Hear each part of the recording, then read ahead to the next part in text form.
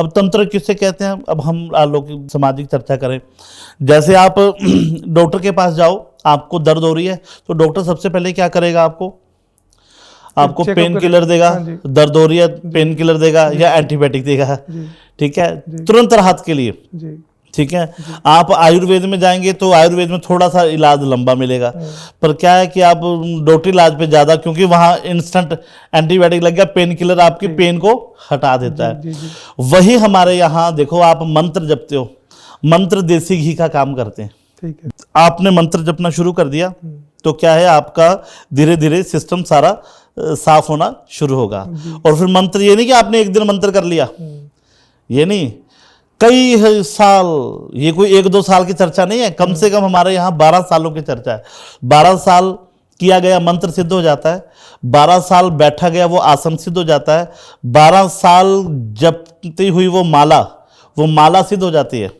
12 साल में व्यक्ति अपने आप में सिद्ध बन जाता है। फिर वो व्यक्ति किसी को बोल दे भाई तेरा कल्याण होगा, तो उसका कल्याण हो जाएगा, भाई ये मत कर नुकसान होगा, तो जो उसने बोल दिया वो पत्थर की लकीर, उसे बाघ सिद्धि प्राप्ति हो जाती है, जो मतलब 12 साल का नियम लेके चलता है। पर क्या है कि आज हम सब समाज में इतने उलझे हुए हैं, कहीं ना कहीं इस नियम से बड़े कम लोग जुड़ पाते हैं। जो केवल अध्यात्म के पथ पे चले हैं, जो साधना के पथ पे चले हैं, वही लोग इन चीज़ों को पूर्ण कर पाते हैं। वरना तो आजकल यूट्यूब पे सब, आजकल सोशल मीडिया पे बड़ा हर कोई आके बता ही रहा है, और लोग करते भी हैं। देखो ये हम हिंदुओं की, हमारे सनातनियों की ये एक आदत समझ लो, चाहे बुरी आदत समझ लो।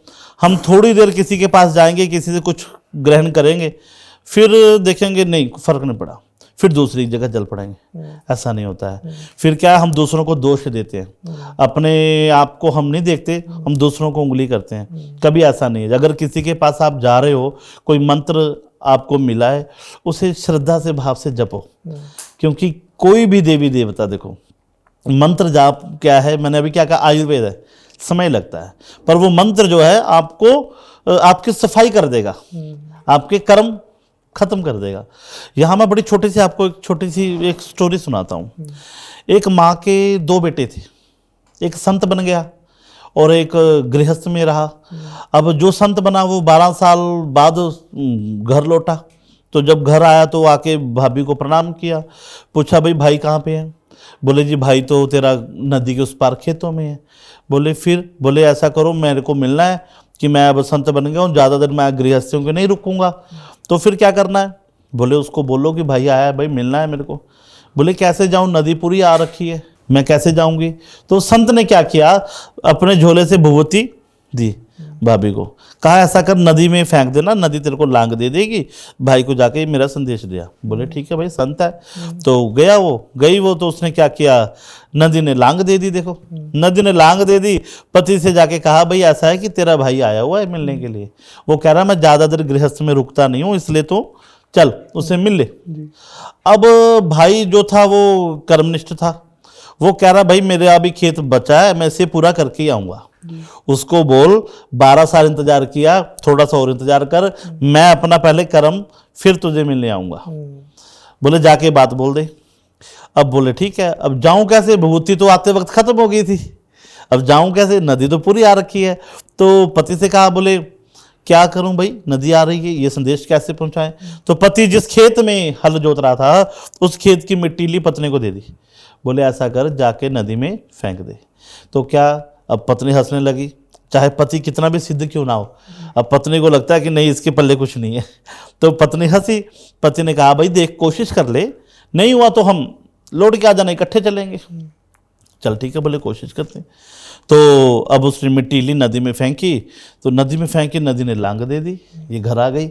अब जो संत बना था, अब इसे भी पता था भभूति मैंने जाने की दी है, वापसी की भभूति नहीं दी।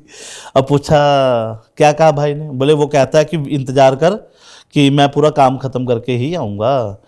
तो बोले भाभी तो आई कैसे? बोले तेरी भभूति तो जाते वक्त ही खत्म हो गई थी, आना क्या था? आया तेरे भैया ने खेत से मिट्टी उठाई, मैंने नदी में फेंकी, नदी ने लांग दे दी। अब जो ये संत बना था, ये बोले मैं 12 साल जंगल में रहा, तपस्या की, तब जाके मेरे पास थोड़ा ये ज्ञान आया। हाँ, और भाई घर में भी रहा, गृहस्थ में भी रहा, हर सुख सुविधा का भोग किया। अब तो बोले रुकना पड़ेगा, अब तो पूछना पड़ेगा। मैंने 12 साल घर त्याग के ये चीजें ग्रहण की, और वो घर में रह के हर ऐशो आराम को लेते हुए उसने ये चीजें कैसे मिली? तो इंतजार करने लगा, जिज्ञासु था। तो आया तो भाई से अब राम सलाम नहीं होती, आते एक ही बात पूछता, अच्छा पहले एक बात बता कि तूने ये चीजें कहाँ से ली? बोले कौन सी चीजें? बोले मिट्टी में इतना गुण आ गया।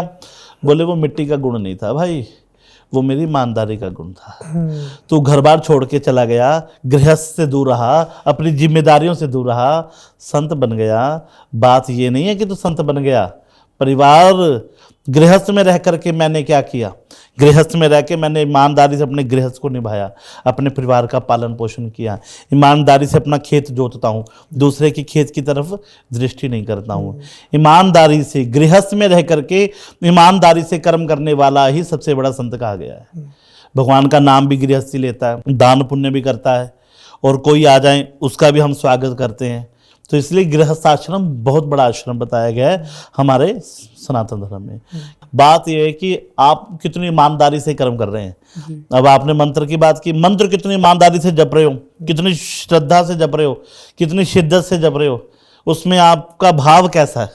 अक्सर क्या होता है कि हम मंत्र उच्चारण कर रहे होते हैं, मंत्र को रिपीट कर रहे होते हैं, दिमाग में सुबह की प्लानिंग चल रही होती है कि आगे क्या करना है। इसीलिए वो क्या, वो एक दिनचर्या हो गई आपको, वो आपको पता है कि एक रूटीन बांधी है, मैंने करना है, नहीं, उसमें भाव नहीं है।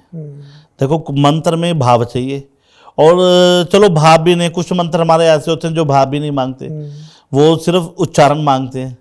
अब आप हमारे दुर्गा सप्तशती के श्लोक पढ़ते हो तो उसमें स्पष्ट लिखा है कि भाव नहीं चाहिए भाई, उसमें उच्चारण शुद्ध चाहिए।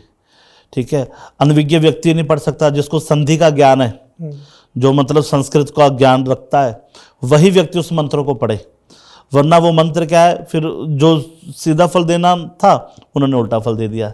शब्द का उच्चारण अच्छा होना चाहिए, संस्कृत का उच्चारण शुद्ध होना चाहिए, ऐसे नहीं मंत्र जपते रहे। आजकल एक चला हुआ है, जो देखो स्कूल में बच्चों को मतलब घरों में मंत्र पढ़ा रहे हैं, गायत्री मंत्र जप रहे हैं, क्या ना? तो गायत्री मंत्र ऐसे नहीं जपा जाता। गायत्री मंत्र वैदिक मंत्र है, बच्चों ने शूज डाल रखे हैं और मंत्र पढ़े जा रहे हैं, वैदिक मंत्र है, इसकी मर्यादा है ना? और गायत्री को श्राप मिला है, उसको श्राप विमुक्त करना पड़ता है पहले गायत्री को, तब जाकर के ये मंत्र जो है सार्थक होते हैं। आजकल कैसे होता है जी, श्राप मुक्त कैसे होता है? देखो गायत्री को श्राप मिला है, ठीक है जी, ब्रह्मा वशिष्ठ विश्वामित्र शुक्राचार्य जी ने श्राप दिया है। तो अभी वो आगे ना कि मंत्रों को कोड लगे हुए हैं, गलत हाथ में वो मंत्र चला जाएगा, उसका दुरुपयोग करेगा।